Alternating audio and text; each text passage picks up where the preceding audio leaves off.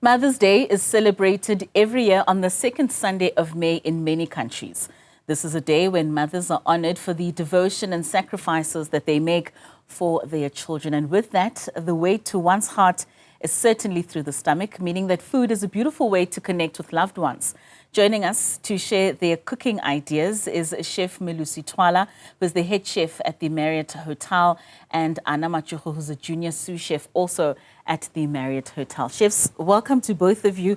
This is smelling so good. I don't know whether it's me just being so hungry, but this spread looks absolutely amazing. Thank you so much for joining us this afternoon. Thank you for inviting us. It's an absolute pleasure. So before we get to the food and Mother's Day, I just want to know a little bit about your journeys as chefs. And Melusi, we'll start with you. You're the head chef at the Marriott. When did the cooking bug bite you? Oh, it happened in 2006. Okay. When I went to go study at Parktown College. But I finished my studies in 2016, going abroad. Studied in France, Italy, and Barcelona. And then there was a huge story that everyone knows now. It's that when I was young, I was so naughty. I swam with a kitchen towel and fell into a big pot of pumpkin. Oh, no. So, you know, as I say, by God's grace, I think that's when my flavors, I got all the flavors. So it started from the there. Pumpkin. Yeah, from the pumpkin. So then I started venturing into, you know, competitions, attending forums throughout my career.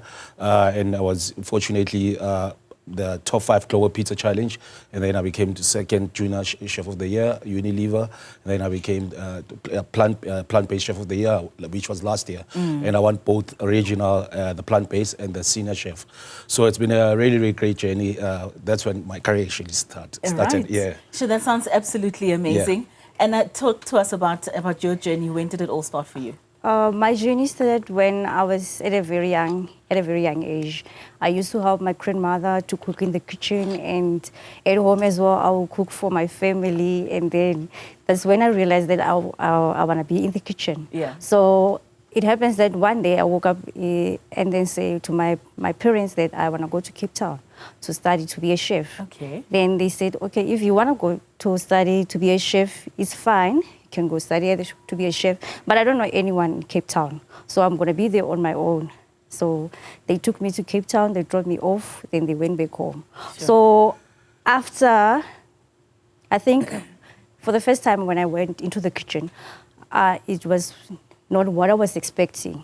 So I was shocked to see what is really happening in the kitchen. Really about. Yes. Yeah. And then I worked the whole night, and then I went home, and then I sat down and then started crying. Then I called home, and then I said, no, I don't know, it's very hard to be in the kitchen. But then the lady who was like, she was our landlord, who was looking at after us, the students, she said to me, I don't know what you were talking about with your family, but you're going to stay here and finish your course. And this is where you are now today. Yes, this is where I am today. I mean, these journeys do start with stories of a bit of difficulty, not knowing where you're going to go with your career, but here you are. I'm looking at this beautiful spread, and I'm thinking, I mean, I'm that cook that mixes cool beans, and mayonnaise, and peas. And I'd say that's my gourmet version. Yeah. It's Mother's Day. I'm sure a lot of people are enjoying their lunch at this moment, or even maybe dessert by this time. Yes. And it's often quite a time where we want to impress our moms, because we often find that most of the times your first meal is something that is prepared by your mom. Let's talk about some of which is on the table at the moment. Okay. We'll obviously start with the starches and talk to us through the inspiration of these dishes. So the first dish as a starter is the coleslaw, potato and olives with bacon. Okay. And then the second salad that we've created is a strawberry and pears with a bit of blue cheese and rocket and a lemon dressing. And then going across here, we've got a saffron rice with coriander. And then here we made a sea bass fish, which has got a velouté and peas. And then we've got a lovely butternut there. So every dish that I create has butternut in it. Because that's where it all started with that's the pumpkin. all started, okay. And then, we've got a lovely ossobuco, which is stewed. You know, in African families, we always love stew. And then we've got Sorry, I want to stop you a little bit because we're already moving through all the dishes. Yeah. I think many of our viewers would like to know what's in the dishes. So maybe if we go back to the starter, you mentioned that it's potatoes. I see a little bit of what looks like bacon. Yeah, it's got a bit of bacon, a bit of olives. So we made lovely, with mayonnaise there, the dressing. It's got condensed milk, a bit of onion, red onion, and some herbs, fresh herbs. Okay. Clean flavor, salt and pepper. And then here also it's strawberries, a bit of peach and pear, blue cheese, Roquefort cheese, and rocket, and a dressing. And then here with the sea bass. So it's a tomato velouté, no, it's a pea velouté. So what we made is you reduce your cream, have your white wine with bay leaves, peppercorns, a bit of thyme and shallots, and then reduce it, and then strain it and combine it together, and then you get a velouté. Then we added a bit of peas. Then obviously anything, that's why I say with fish, whenever you're cooking fish, you need to have acidity, everything. It doesn't matter if it's vinegar or your lemon. Citrus citrus flavors. So we've got grapefruit and orange that you can squeeze in and then enjoy. So sea bass is a very tender fish. It's very soft, but it can also be firm in terms of when you're cooking it. And it's also quite an expensive fish. Yeah, very expensive. So what would I use as an alternative? For me, I would prefer hagfish. Hake, you know, we've got an amazing fish in South Africa that we have. Hake is beautiful. If you cook it well, I still say, just sear off your meat, sear off your fish on the other side, and then sear it off and put it in the oven with a bit of lemon and butter. Don't overcook it, because fish takes about 3 minutes to cook. A lot of people overcook the fish, and they're killing it, and it's already dead. You're killing it. So if you sear your skin, makes it nice and crispy, sear off the other side, and then just put a butter and lemon, put it in the oven for 3 minutes, done. Right. Yeah. My favorite thing is meat. I'm getting straight to the chops. Yeah. Talk to us about, is that bride? Yeah, so I had to add a bit of meat, you know. What would mothers be without fathers? So that's why I decided to add a bit of chops. We made a lovely pomegranate and molasses jus. So a jus is a basic of a beef stock, and then you get your red wine and balsamic vinegar, honey, and then you can add a bit of herbs. So then you reduce it until it's nice and glossy up to a right consistency. Right. And then we added a bit of pomegranate just for that fruitiness, because anything with lamb, you need some fruitiness in it. And then obviously some sweet corn, it's got that freshness. So after having that sweetness and then the lamb chops, which is nicely spiced, it balances out. Right. Yeah. And then the stew? Stew, we made, it's like when you make a oxtail. That's the whole procedure that we used. Whereas you sear off your meat, you dust it with flour, salt and pepper, and then sear it off. After searing off, make your murpa, saute your murpa, add your meat, and then add your tomato paste, add a bit of red wine, some shallots, balsamic vinegar, and then your, what am I missing? Vegetable stock. Right. Your vegetable stock, and then let it simmer for 3 hours. That's it's a beef shin stew. And then lastly? Yeah, this is one of the creative dishes. It actually reminds me when I was cooking for the royal family and at the Saxon.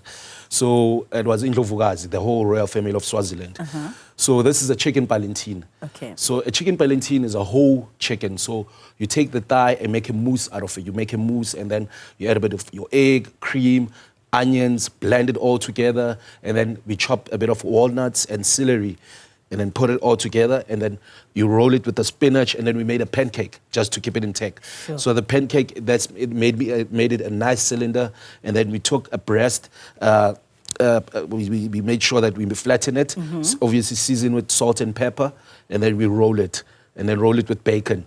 And then firstly, after then, you sear it off in a pan. After searing it off, you roll it again with a foil, put it in the oven for 25 to 30 minutes, and then it should be done. And then we made a lovely chakalaka sauce.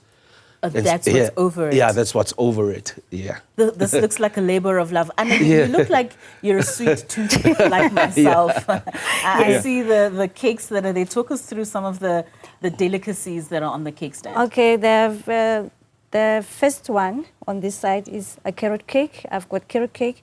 And the second one, the red one, is red velvet cake. Then the cups one is milk tarts. Then the fourth one, the chocolate is lamingtons. And the other cups, again, is pecan nuts. tartlets. Then the other one is opera cake. And then the other one, the last one is carrot cake again. Yes. Very interesting. What do you think, Chef, are some of the mistakes that we make when putting together what we call several colors, especially on a Sunday lunch meal? For me, firstly, it's repetition. I know as a black child, and I grew up, we used to have a lot of mayonnaise. Everything was just mayonnaise. So, you know, so that is the first thing. Also, textures. You know, when you're cooking, you gotta have textures. You know, you have your cream spinach, you have your pumpkin. It's also mushed. You have your potatoes, also squashed. Maybe try and roast your potatoes. Maybe your butternut, you don't have to make like a mash. You can actually add textures, make some pumpkin seeds, make some shaved, crispy pumpkins, and then throw it on your salad. Because you can serve it cold or warm. You understand? So I think that's also the textures. Okay, in terms of presentation, it always looks good, you know, when it comes to presentation. But you know, it's the pinnacle of each and every dish that I saw that we make a lot of mistakes. Yes, one thing that I love about African food is it's flavorful. It is. Very flavorful. So it's just textures and a repetition of the same thing. Yeah. You don't want coriander in all of your you dishes. Need to, and also, I feel like we lack acidity. We need a bit of acidity in our dishes. Yes, we need that freshness, you know, that comes out. Even if we can make an apple Waldorf or you can make a popo salsa, you know. Right. That freshness plays a big role. I'll make an example. One of the most amazing dishes, like a lamb curry, you will see it has symbols. So it's a bit hot, and then you get your rice, you get your raita, the yogurt, it comes in with cumin and garlic, and then you get your salsa, you know. So it balances the whole dish of it all. So, unfortunately, we have run out of time, or maybe I should say fortunately, because I'm not sure if I'll be back after this ad break, because I'm going to sit here and devour. But thank you so much for bringing this spread and just opening our eyes to the different variances that we are able to do in terms of not only for Mother's Day, but just the dishes that we can cook in our homes. Thank you so much, Chef Melusi and Chef Anna. Thank you so much for the invite. Pleasure. Thank you very much.